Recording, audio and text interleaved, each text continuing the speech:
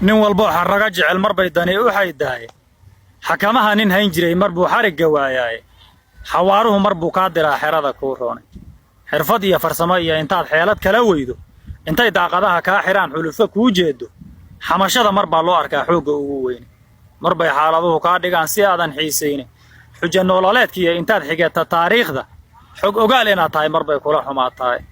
xasanow nin baaluqay danuhu kama xishoodaane wuxuu xeeladaystaba marbay soo xirxirataaye markaasuu xifaaliya ciyaar xag uga bayraaye dhabankayga xaadale miyaa waajib i xambaarshay ma xisaabta ii buuxsantaa xil igu meegaartay sannadaha isxoojiyey miyaa xogaya laabtayda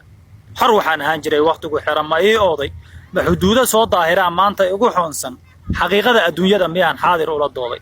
xiska iyo halbowlaha miyaa xoga isweydaartay ma xusuusihii waayaha xadaya maankayga adduunyadan xakaarka ah miyuu xeerku qaban waayey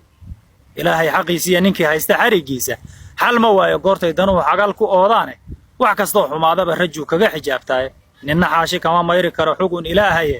haddii xuudkii nebi yuunis liqay eebba ka xoreeyey marna xaalku kama liidan kara xiisaduu galay iimaanku nama xaalufee waa xaq hadalkaaye xayi iyo intii aan xor nahay waa xamdiyaynaaye xilli iga wardhowr samanku waa ina xusayaa